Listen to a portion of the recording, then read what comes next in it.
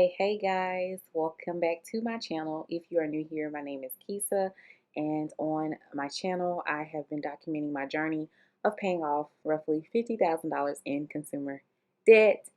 In this video I am doing a long overdue debt update, and I just wanted to come in and do an introduction because I actually recorded part of this video in another video, and I decided to split that video into two videos.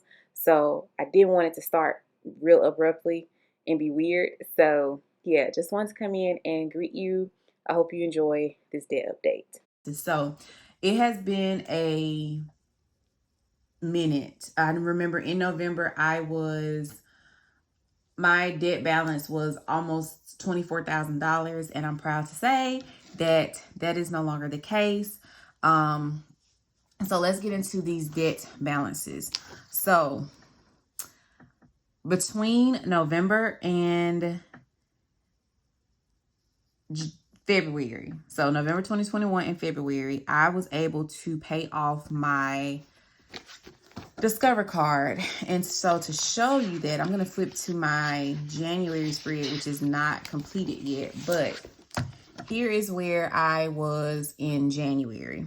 So as you can see, I had added some debt, which I'll get into that in a minute, but I had added some debt. And so my beginning balance was actually higher in January than my ending balance was in November, which is the last time I did an update. So I think what was newly added were these two expenses here.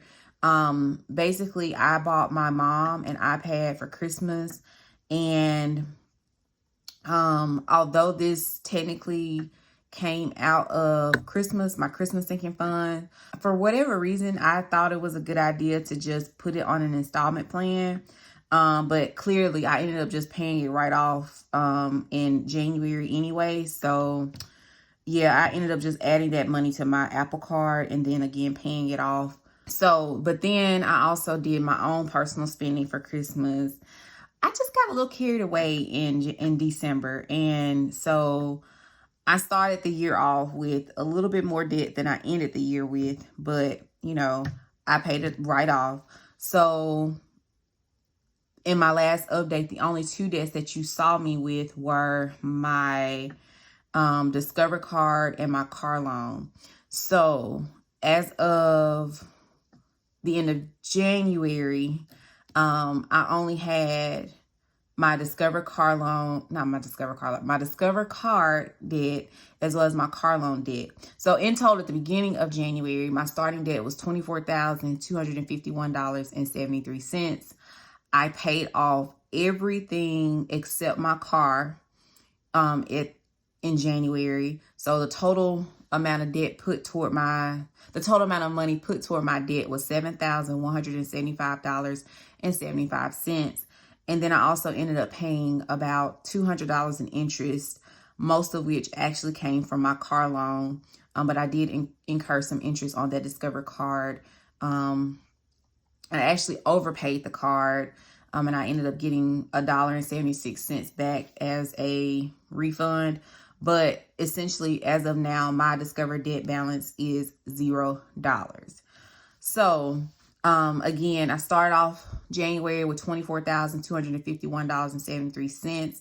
I paid about $7,000 off, and then my ending balance was right above $17,000. So my ending balance as of January 31st, 2022 was $17,269.73. When I started my journey, as I mentioned earlier, I started off with a balance of $50,300.30 minus the $17,000 that I ended January with, which is a little higher now, but I'll get to that.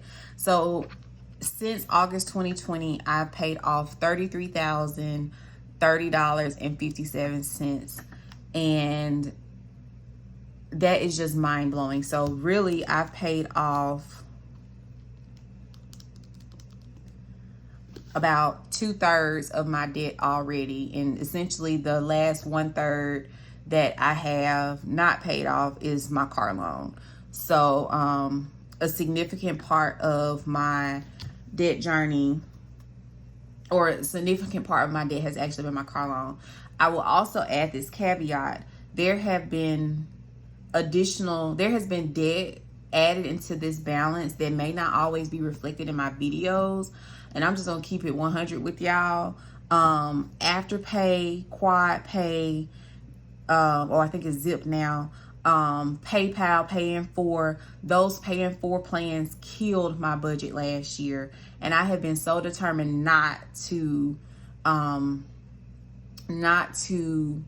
indulge in those services, because they, like I said, they really killed my budget. So that is technically debt that I haven't always counted as debt. Is actually, to be honest, it was reflected in this Apple Card balance, because several of the things I bought for myself for Christmas I'd used the pay in for. And once I realized and went back and evaluated my budget from last year and realized how much I was spending with those services, I was like, you can't do this, because it's really set me back on my journey. And so I just bring that up to now as kind of a lead in into this next conversation that I'm about to have, in terms of where I'm starting as of February the 2nd, 2022. But just know, my goal, one of my main financial goals that's not necessarily reflected in my 2022 financial goals video, but that is an actual goal of mine, is to not use those paying for services. Now, I've already kind of, I won't say I failed already, but I have had to purchase a new cell phone. And this is something that I had the money for, but I have money saved. I'll say that. I had enough money saved to cover this purchase, but I realized that I'm going to have to put that money towards something else. So I did finance my new phone, kind of teeter back and forth, because I was a little bit embarrassed, but this was definitely a need, because these days I'm a single female. I need a cell phone. The issue with my cell phone was that the battery was not lasting. The phone is almost 3 years old at this point. It was actually one of the first, I financed it through Apple, and it was actually one of the first things that I paid off when I started my journey. So I think I paid the phone off back in September 2020. And I'd actually had it for like a year at that point. Yeah, so the iPhone 11 was released in September 2019, and I paid it off basically a year later. So it was giving me issues. Of course, it's out of warranty conveniently, and it was becoming so cumbersome to record videos and just do everyday things, because the battery was not lasting. And so I decided to just go ahead and get a new cell phone.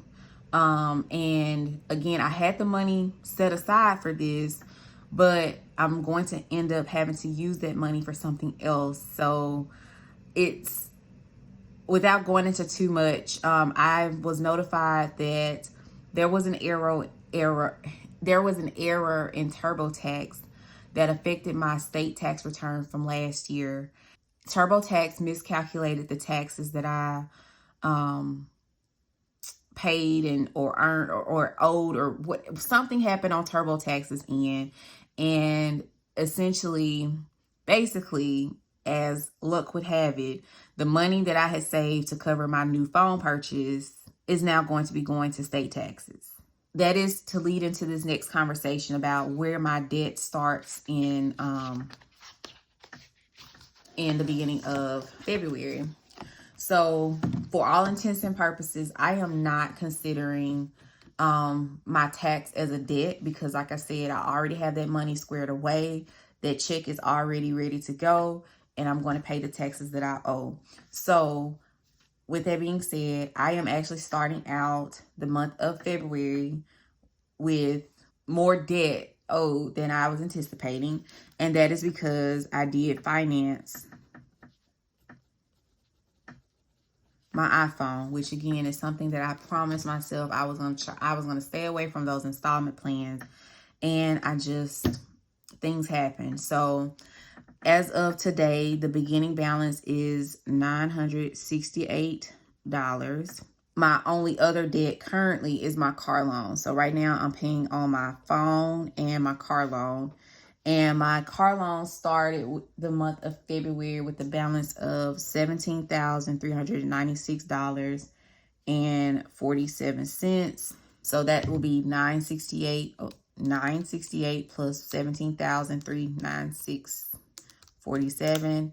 And so my beginning debt balance at the beginning of February is 18,337.47. So that's where I am starting off the month. I have not made any extra payments yet. But I will say it was so rewarding not having to send a payment to Discover on Transfer Tuesday. So yeah, this is where I am with my debt journey. So thank you so much for watching. Thank you for your support, and I will see you in my next video. Bye.